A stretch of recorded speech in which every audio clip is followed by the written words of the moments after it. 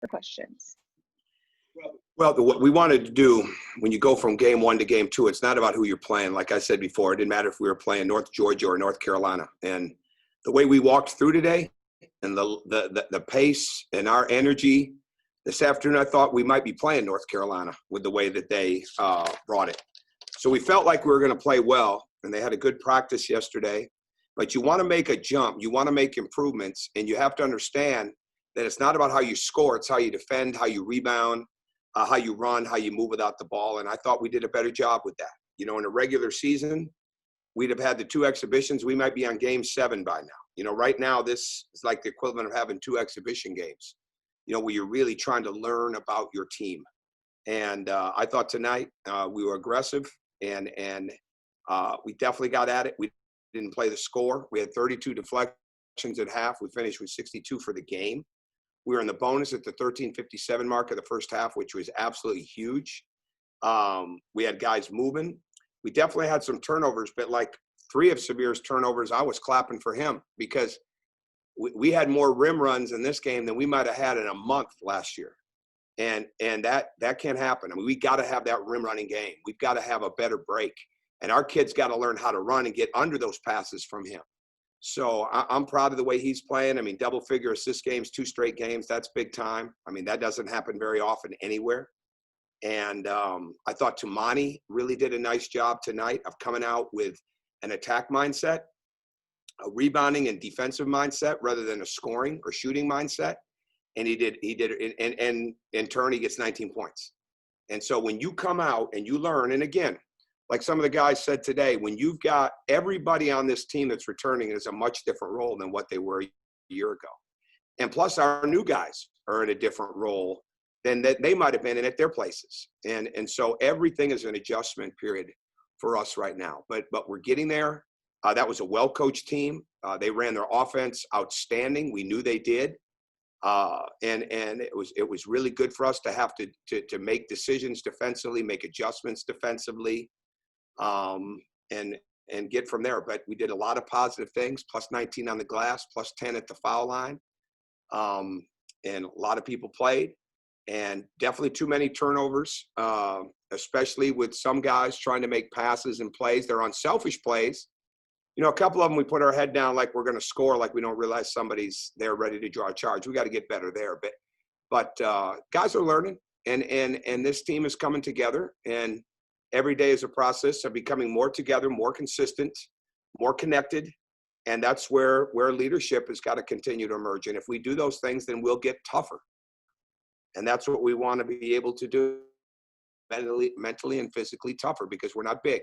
We're not big and we're not old. So we've got to make sure that we find those other ways. And so tonight was a better step for us there. All right, first up, we're going to go with Anthony Dasher and then Andy Walsh. Coach, I wanted to get you to talk a little more about the defensive intensity tonight. I mean, there was really some stages in this game. Y'all really got after it. I mean, there was, I know, one point in the first half you had back-to-back. Stopped them on the shot clock, I think 2 out of 3 possessions. I mean, what was it about tonight and just that effort they gave it in that respect? Well, we had some size, right? We had some size advantage, which we're not going to have very many nights. But it was more about our activity. We were moving our feet. We were active. We were talking. It was like shell drill defense, right? Stuff you work on every day. Guys were connected.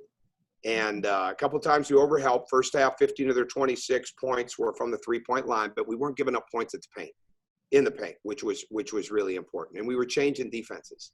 And we wanted to continue to change defenses because they were taking 23, 25 seconds, 26 seconds, majority of the time, off the clock on their offense to shorten the game. And to get those shot clock violations of guys not breaking down, fouling, giving up a drive, those are really, really good things. And that's something that we've got to build on. We've got to be a very collective unit defensively. And there were times tonight we showed that. Thanks. Hey, Coach, I was going to ask a little bit about changing up the defenses. The zone seemed pretty effective. How did you like how that turned out, and could we see that throughout the season? And did that at all play into like the amount of deflections at all? And it seemed like people were super engaged. Yeah, it is super engaged is a good term. That's a very good phrase, and they were. And whether we were man, whether we were zone, whether we were pressing, they were very, very active, and that's how we have to play. So We have to be a combination defensive team, a changing defensive team, but we have to be an activity team. And because we're not going to lead the league in block shots, but we've got to be able to draw charges. We've got to be able to rally to the ball. We've got to be able to rotate. We've got to be able to slide over, slide back. We've got to get deflections. We've got to get back. Those type of things are going to be hugely important. And yesterday, one thing we did is we showed last night. I like to do this from time to time, but we showed our team Stanford's defense against Alabama, and Alabama is a high throttle offensive team. And Stanford in that game came back. They got back on defense. They limited them to one shot many times. They rallied. They were connected. And my message to the guys was, okay, maybe Stanford's older, but you know what? They've been practicing even less than we have, in the Pac-12. And if we want to win in this league against teams like Alabama and all these other teams, we've got to be incredibly connected defensively. So any message we can give them, whether it's a visual, whether it's somebody else, because we don't have enough film of ourselves, we're gaining more film of ourselves now. But any of those type of things we want to show. And it doesn't matter what our defense is. It's got to be active. It's got to be versatile. It's got to be connected, and it's got to limit people to one shot.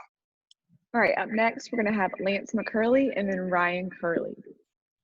Hey, Coach, you guys play in Jacksonville on Friday. What's the quick turnaround for you, not only in this next day to get these guys ready and get some, rest and fresh legs for Friday, but how do you guys handle playing 3 games in 1 week? Well, I think it's a great test. It's not optimal, but in this year, it's very probable. I just told the guys too, hey, we may get to a situation where we have 3 games in 3 weeks, let alone, 3 games in 1 week. I mean, who knows with the way this season is going to go. So I think anything you do is getting you ready for what's coming. And it just so happened that this is the way that it was going to be, right? And we wanted to get another game. We wanted to make sure that we had a game because it's so important to play against somebody else. So it was not optimal, but like I said, it's probably going to end up being probable down the road.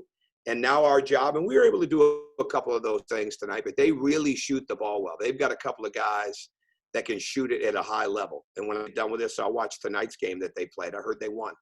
But I think they're well coached. I've known those guys since we were all in Indiana when they were at IPFW, Indiana, Purdue, Fort Wayne.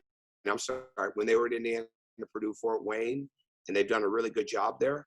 And they've got guys that can make shots. They've got some matchup problems, with guards that can post, with a point guard that is a really, really good deliverer and looking for people. And they've got a couple of shooters that fire it when they catch it. And we've got to be really on top of that. So we'll measure where we're at and get a good mix of mental and physical and make sure that we understand that the most important thing is to be as fresh as we can be on Friday night at 7. Hey, Coach, you've had 4 different players be the top 2 leading scorers in the last 2 games with Severe and Tumani this game, and then last game, Garcia and Ty Fagan. And obviously that's a lot different than last year with Anthony Edwards being the leading scorer for the majority of games. How do you think this scoring distribution has maybe benefited and or harmed the offense? Well, I don't think it's harmed it. I think it's going to be really, really important that it happened. I don't think our offense is even close yet. I mean, we're really not. We're not even close to understanding the random cutting that goes into this. We're not just a system of cutting. We're cerebral cutting and moving, and it's going to take some time for that. We're learning about our players. We're learning about some of the older guys where it's best for them. I think it says that that's the way it's going to be all year. I think this team is going to be, if we're going to have any success at all, it's going to be with a lot of guys that can score different nights. It's balanced scoring. We don't have Anthony Edwards out there. Everybody knows that. So bottom line is it's got to come from a lot of different people. And we've got to have a lot of different people that feel they're capable. But here's the problem, okay? If you come in thinking you're going to be the leading scorer, all right, and that any given night, we're probably not going to win, and you're probably not going to be the leading scorer. So the bottom line is when the ball finds energy and you're moving without it and you're making the next pass, balance is good. And we knew that as we built this team. I mean, we knew that was going to be a situation. We didn't replace the number 1 pick in the draft with the probable number 1 pick in the draft. So what we've got to be able to do is make sure that we understand the best way for us to win. And as I just said to the guys in the locker room, I'm committed to that every day, all right? It's not anything we're deviating from. So get on board and understand what it takes to be successful and embrace it and do it together. Okay, we're gonna go with Tori Heck and then Mike Griffith. Coach, I asked Timani about what he's been doing in the offseason. He said he's put on about 5 pounds, and he said Xavier has gained some weight, put on some muscle, and then obviously looking at Christian Brown, I feel like you can see he's done the same. What did this offseason look like for you guys training-wise, and how do you feel like the guys have improved in like a strength and conditioning context? I think they've improved tremendously. I think Sean Hayes and his staff, we've got a strength team down there, have done a fantastic job. And guys like Tumani were working really hard when they were gone during the pandemic before we were back in school. And I thought Sean did a fantastic job. Ty Fagan was working extremely hard. I think Sean did a great job within the rules of giving them a lot of insight and ideas and things that they could do to get better. But at the end of the day, you can't govern it or legislate it back then. So they had to do it. And some guys didn't do a very good job of it, right? And some guys didn't do as much with their bodies. And that plays itself out. But some guys did do a really good job with their bodies. Now, for the most part, they've all done a really good job here. You know, some started behind. You know, Jonathan Nett is still a long way from where he needs to be strength-wise. Ty McMillan is a long way from where he needs to be strength-wise. But Justin Kier has gone up 6 inches on his vertical jump since he's been at Georgia. I mean, that's pretty impressive stuff. And so I think our strength and conditioning and training team is fantastic. And the one thing that we try to do here as part of our development program is to make sure that we're not only building our strength during the season, but that we're building our athleticism. And we want to continue to do that. So hopefully we'll continue to make strides. How has that translated to on the court improvements with especially your sophomore returners?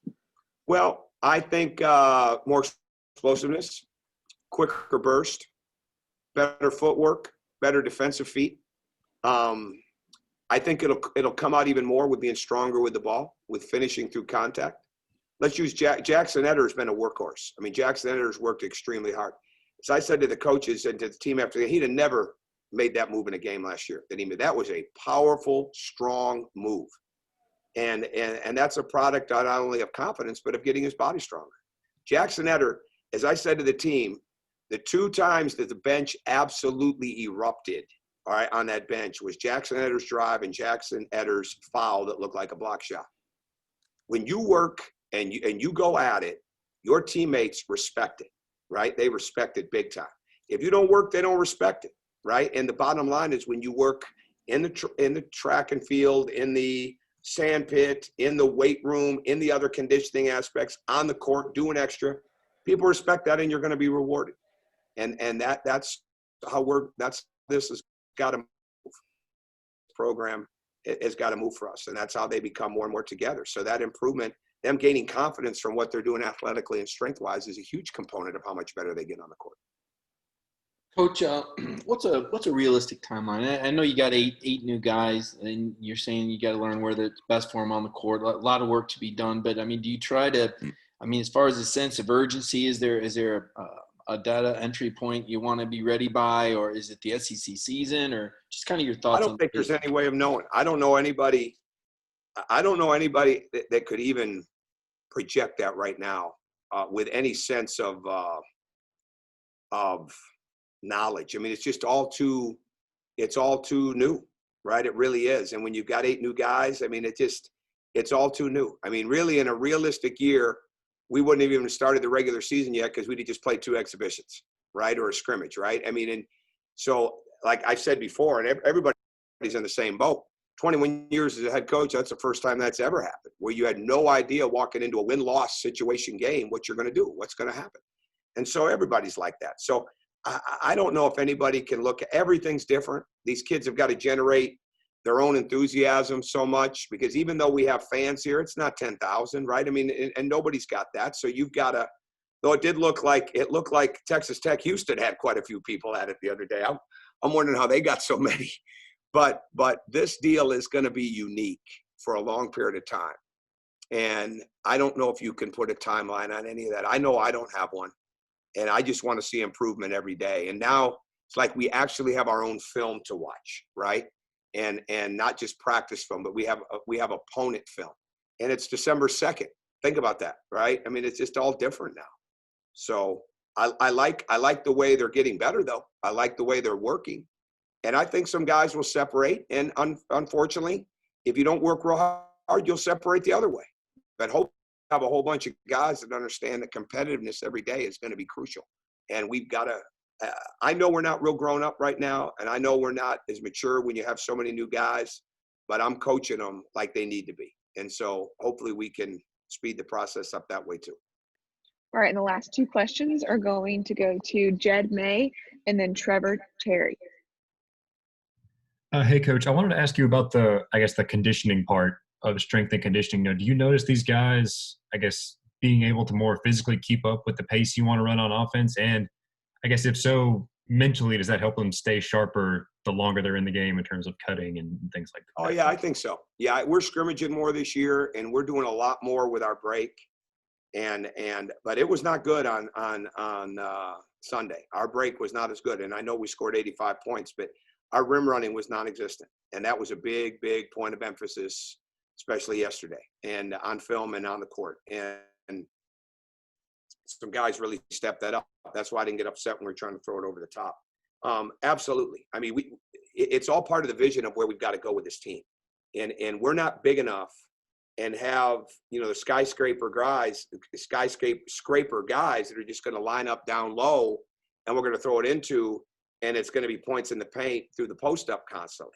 I mean, it's not. I mean, we've got to be creative. We've got to have good schemes, but we've got to have great movement. We've got to have great without the ball movement and great ball movement.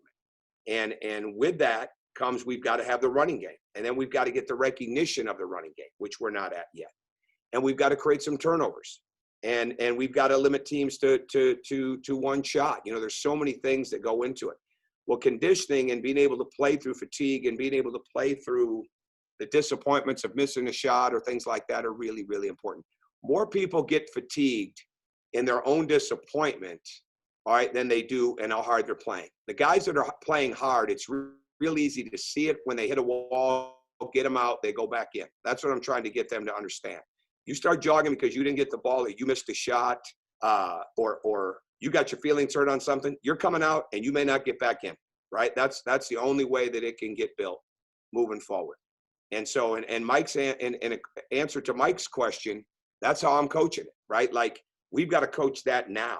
We don't have 3, 4, 5 weeks to get down the line and say, well, we'll just let you play through it. And I'll let you play through all kinds of effort mistakes as long as you're making great effort. But I won't let you play through lack of effort mistakes, lack of awareness mistakes very long. And because the games are for real, and we don't have an experienced team that we know we can rely on X amount of things to carry us through if things get tight. It's got to be our ability to play fast, play hard, play together, move without the ball, get up and down the court. That's how we want to play. And as I've said all along, we weren't even close to as fast as we wanted to play last year. Not even close. Now, we can't have a lot of turnovers night in and night out, but we'll get better. And that conditioning is going to be a huge part of that. Hey, Coach Crean, you talked earlier about the atmosphere being totally different at these games with less fans there, but what else have you noticed about the environment with the lack of the band or cheerleaders? Is there anything else different that you've noticed? Are you at the game? No, sir. Okay, well, there's a lot different, but it just is what it is. I mean, our people are doing a really good job with the music. They're doing a really good job of trying. We'll keep making adjustments. We made adjustments from game 1 to game 2.